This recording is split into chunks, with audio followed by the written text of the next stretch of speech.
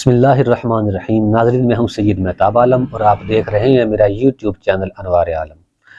ناظرین، سبل الہدیٰ والرشاد میں حضرت ابی بن کعب رضی اللہ عنہ سے ایک روایت منقول ہے کہ جب رسول کریم صلی اللہ علیہ وسلم اور آپ کے صحابہ کرام مدینہ پاک میں آئے تو مشرکین مکہ اور یہودیوں نے مل کر ایک ہی کمان کے ساتھ مسلمانوں پر تیر چلائے، یعنی کہ اتحاد اور اتفاق انتہا کا کر کے مسلمانوں کے خلاف جمع ہو گئے۔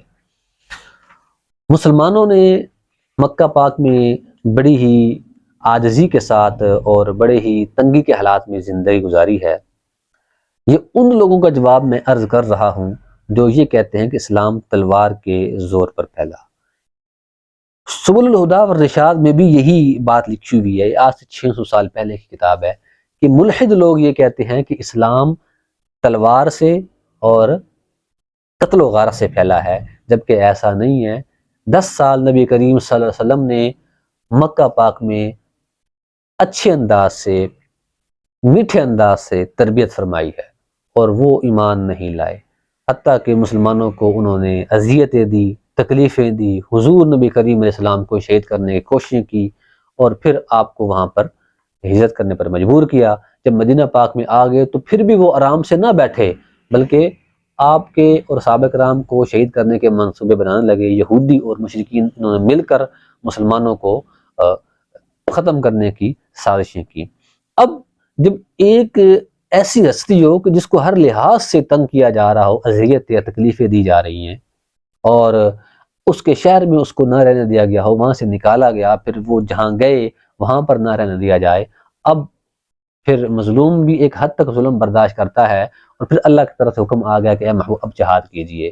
تو 10 سالوں کی تبلیغ کے بعد جہاد کا حکم دیا، لیکن ملحدوں کو ایک ہی بات ان نامرادوں کو نظر آتی ہے کہ رسول کریم صلی اللہ علیہ وسلم نے تلوار کے زور پر اسلام پھیلایا۔ ناظرین، کچھ لوگ ہوتے ہیں جو باتوں کے ماننے والے ہوتے ہیں، اور کچھ لوگ ہوتے ہیں جسے ہم کہتے ہیں لاتوں کے بھوت ہوتے ہیں۔ تو غیر مسلم کفار کے لیے اسلام نے پہلے باتوں کا حکم دیا کہ ان کو اسلام کی طرف بلاؤ، اگر وہ آ جائیں تو ٹھیک ہے، نہ آئیں تو پھر ان کے ساتھ جہاد کرو۔ کتاب المغازی میں امام واقدی نے یہ بیان فرمایا ہے کہ رسول کریم صلی اللہ علیہ وسلم نے 3 عمرے فرمائے ہیں اور 27 آپ نے غزوات میں شرکت کی ہے۔ جی ہاں، رسول کریم صلی اللہ علیہ وسلم نے عمرے 3 فرمائے ہیں جو اپنی ذاتی عبادت کے لیے اور اعلاء کلمہ اللہ الحق کے لیے، اللہ کے کلمے کو بلند کرنے کے لیے 27 غزوات میں شرکت کی ہے۔ سبل الہدیٰ والرشاد میں ہے کہ ایک قول میں یہ ہے کہ 27 غزوات ہیں، اور ایک میں ہے کہ 29 ہیں، اور ایک میں ہے کہ 26 غزوات ہیں۔ بل جتنے بھی ہیں 3 عمروں سے زیادہ ہیں، عمرے 3 فرمائے اور غزوات 27 فرمائے ہیں، اور سریہ جو حضور نے لشکر بھیجا ہے، سرایہ جسے کہتے ہیں، وہ تقریباً 47 ہیں۔ تو اب اہتمام دیکھ لیجئے کہ دین کے غلبے کے لیے حضور نے کتنے غزوات میں خود شرکت فرمائی ہے، اور 7 غزوات میں، تقریباً 9 غزوات میں حضور نبی کریم علیہ السلام نے خود تلوار بھی چلائی ہے۔ وہ کون سے ہیں؟ غزوہ بدر، احد، خندق، قریظہ، مستلق اور خیبر، فتح، حنین اور طائف۔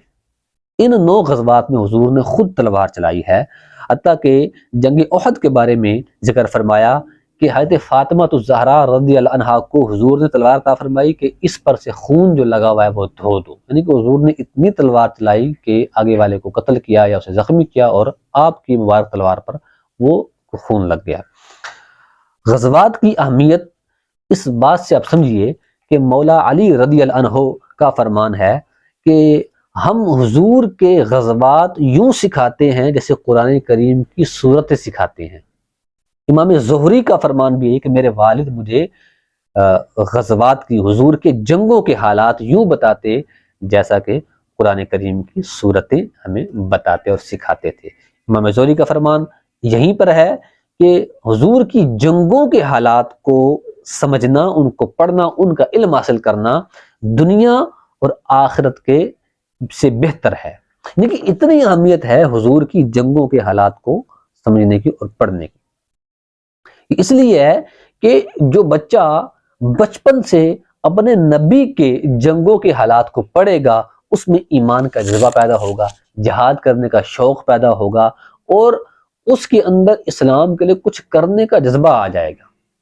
اس لیے کوشش کیجیے اپنے بچوں کو غزوات کا اور صحابہ کرام کی جنگوں کا اور سرایا کا یہ واقعات اور احوال پڑھائیں، تاکہ بچوں کو یہ معلوم ہو سکے کہ دین فقط مار کھا لینے کا نام نہیں ہے، دین مسلمان سے مار کھانے کا نام ہے۔ بس مسلمان سے لڑے تو مار کھا لیں، لیکن کفار کے ساتھ مار کھانے کا نام دین نہیں ہے۔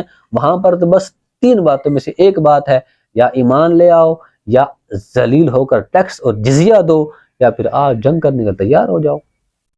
بچوں کے اندر ایک اس لحاظ سے شدت، اس لحاظ سے جذبہ ایمانی پیدا کیجیے کہ جو ہمارے نبی علیہ السلام نے کیا ہے وہ ہمارے لیے ہمیشہ مشعل راہ ہے اور رہے گا۔ پھر میں عرض کر رہا ہوں کہ 3 عمرے کیے رسول کریم صلی اللہ علیہ وسلم نے، اور 27 غزوات کیے۔ اس میں آپ نے خود بھی رحمت للعالمین ہونے کے باوجود تلوار چلائی اور خون بہایا۔ یہ کس لیے؟ اللہ کے کلمے کو بلند کرنے کے لیے۔